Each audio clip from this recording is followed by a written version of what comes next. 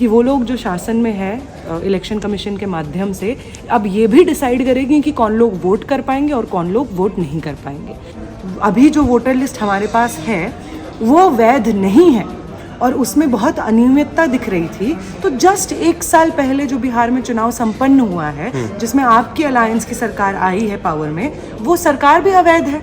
फिर तो आप अपनी सरकार को भी डिसॉल्व करिए। पहली बात है, आपका इंटेंशन ही ये है कि इस प्रोसेस में जितने लोगों को आप छांट सके, जितने गरीब लोगों को आप छांट सके, वो तमाम मजदूर लोग जो बाकी अलग अलग राज्यों में रहते हैं उनको आप छांट सके, जो आपके वोटर नहीं हैं, क्योंकि आपने कंसिस्टेंटली पिछले 10 सालों में मजदूरों के विरोध में, गरीबों के विरोध में पॉलिसीज पास की हैं, पारित की हैं।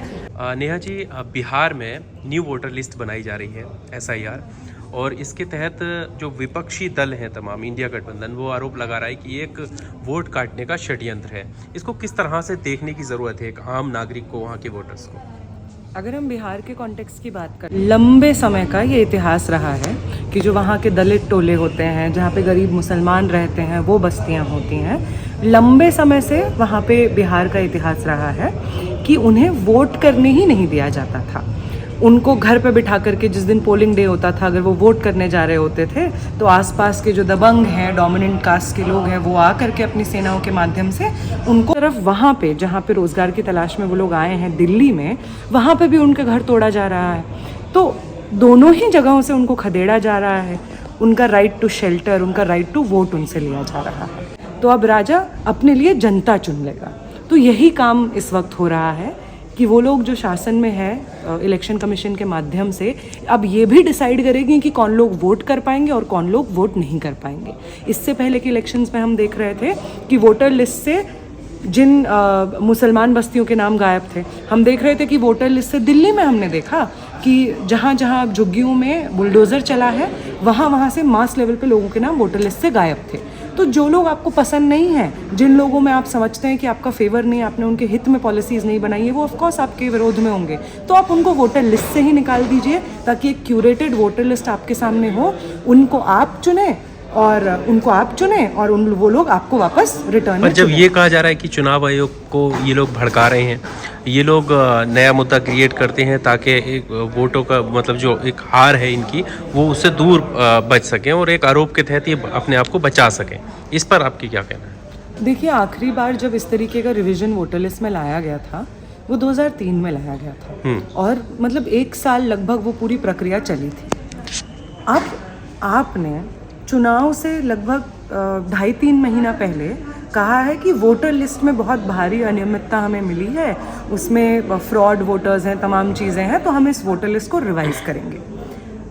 पिछले साल लोकसभा के चुनाव हुए हैं बिहार में, उस वोटर लिस्ट से आपकी वो सरकार चुनी गई है जो इस वक्त बिहार में सत्ता में है।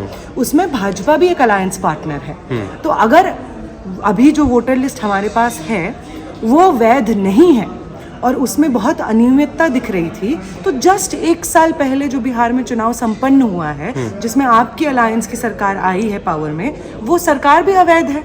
फिर तो आप अपनी सरकार को भी डिसॉल्व करिए। पहली बात। दूसरी बात, जब आप इस तरीके का इंटेंसिव वोटर रिविजन लिस्ट में करते हैं, तो आप कैसे एक्सपेक्ट करते हैं कि वो तमाम मजदूर जो दूसरे राज्यों में रह रहे हैं, वो आ करके वापस फाइल कर देंगे कि नहीं, हमें अपील कर देंगे? आप कैसे एक्सपेक्ट कर रहे हैं? ये तो बहुत ही बेतुकी बात है। अगर मतलब वो तो फिर भी मान लीजिए आप मजदूर हैं जो दूसरे राज्यों में रह रहे हैं, तमाम गरीब लोग, उनसे ये एक्सपेक्ट करना कि उनके पास उनका डेटा होगा, उनके माँ बाप का डेटा होगा, उनका सिटीजनशिप का प्रूफ होगा, ये बहुत बेतुकी बात है।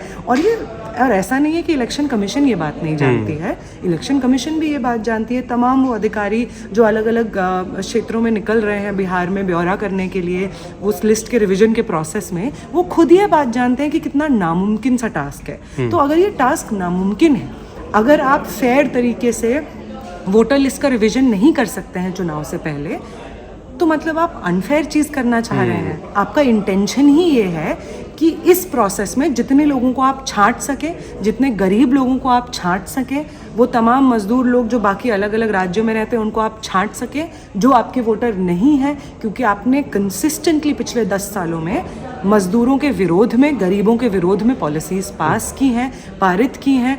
अब मान लीजिए अभी जो लेबर कोड्स लागू हुए हैं, वो एक तरफा रूप से मजदूरों के अधिकार छीनते हैं। वो कितना घंटा काम करेंगे से लेकर के कि उनको क्या बेनिफिट्स मिलेंगे, पीएफ वगैरह मिलेगा, उससे लेकर के कि उनको यूनियनाइज करने का भी अधिकार है कि नहीं है, ये तमाम चीज़ें मजदूरों से छीनते हैं नए लेबर कोड्स। तो आप इस तरीके के कानून पास करेंगे तो आप जानते हैं कि जाहिर सी बात है, और उल्टा आप झुग्गियों पर बुलडोजर चला देंगे, तो आप जानते हैं आपकी नीतियाँ मजदूरों के, गरीबों के हित में नहीं रही हैं, और इसलिए आप चाहते हैं कि आने वाले चुनाव में उनको वोटर लिस्ट से बाहर किया जा सके, ताकि आपके चुने हुए लोग आपके लिए वोट करें और आपकी सरकार वापस बने। एक ज़रूरी सवाल ये कि क्या वाकई इसके पीछे इंटेंशन ये है कि दलित और मुसलमान जो है वो निशाने पर हैं, उनके वोट के अधिकार से वंचित किया जाए? क्या इसमें सच्चाई है?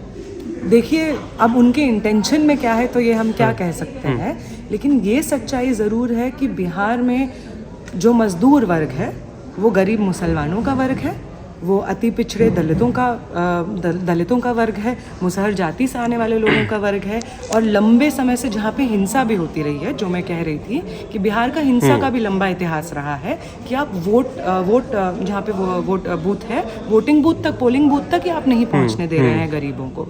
तो वो जब आप देखते हैं कि वो कौन सा तबका है, तो वो गरीब मुसलमान तबका है, वो दलित तबका है, वो अति पिछड़े वर्ग का तबका है जो मजदूरी करता है, बाकी राज्यों में जाने के लिए जो मजबूर है, और आज एसआईआर से जो बाहर होगा वो यही तबका बाहर। पर इसको लेकर ये कहा जाता ना कि जो बात अभी आप कह रही हैं कि बूथ तक गरीब को नहीं जाने दिया जाता था, तो वो जंगल राज का हवाला देते हैं कि वो लालू यादव जी का राज था, अभी नीतीश जी का राज है, तो सब सुशासन है, सही चल रहा है। मतलब अगर नीतीश जी का राज में इतना सुशासन चल रहा होता तो ऐसा क्यों होता कि ये साल अभी खत्म भी नहीं हुआ है, आधा ही हुआ है, और लगातार इस तरीके की घटनाएं सामने आ रही हैं, मर्डर की घटनाएं सामने आ रही हैं, महिलाओं के साथ सेक्सुअल हरासमेंट की, रेप की घटनाएं सामने आ रही हैं।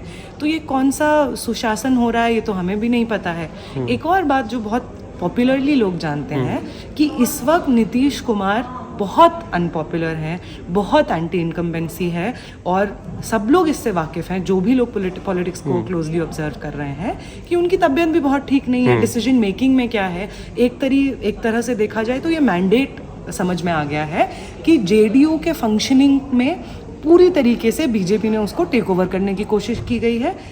इनफैक्ट बहुत हद तक वो सफल हो गए हैं, और इस वजह से भी लोगों के बीच में बहुत अनपॉपुलर अभी तक इमेज है जो सरकार है उसकी।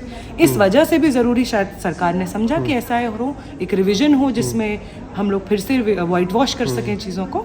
एक आखिरी सवाल, बिहार विधानसभा में विरोध है, यहाँ पर भी लोकसभा में हमने देखा पार्लियामेंट के पहले दूसरे दिन विरोध एसआईआर को लेकर हुआ है। क्या लगता है एसआईआर, इस विरोध से चुनाव आयोग जो है उस पर असर पड़ेगा, रोक दिया जाएगा, या ये सफल होगा, या इससे फ़ायदे होंगे, नुकसान होंगे? किस तरह से इसको देखती हैं इस विरोध के बाद? देखिए, आज के समय में तो हम जिस दौर में रह रहे हैं, वही बात है कि कुछ भी कहना, कायदे से तो हमें ये बात रेज करनी भी नहीं चाहिए। कायदे से तो पिछले लंबे समय से जो बात आ रही है, पिछले कुछ चुनाव से, कि इलेक्शन कमीशन ऑफ इंडिया तो एकदम ही कठपुतली बन गया है भाजपा के हाथों की। आप देखते हैं कि लोकसभा चुनाव में भी जहाँ पे अमित शाह, खुद नरेंद्र मोदी अलग अलग जा करके जाति स्पेसिफिक बातें उकसाने के लिए, उसके बेसिस पे डिवाइड उकसाने के लिए, कम्युनल बेसिस पे डिवाइड उकसाने के लिए साफ तौर पे भाषण देते हैं, और ईसीआई कोई कोड ऑफ कंडक्ट का जब दौर चल रहा, मॉडल कोड ऑफ कंडक्ट लागू हो गया होता है, उसके बावजूद कोई कार्रवाई नहीं होती है। और उसी समय पे जब ऑपोजिशन के लोग अलग अलग जगह पे भाषण दे रहे होते हैं, तो मान लीजिए वहाँ पे कोई वीएचपी का कोई कार्यकर्ता भी अगर उस पर विरोध कर दे तो इलेक्शन कमीशन उस पर संज्ञान ले रहा होता है। भारी अनियमितता हम देखते हैं जब पोलिंग करके बाहर आते हैं पोलिंग एजेंट्स, तो उनको फॉर्म ही नहीं दिया जाता है।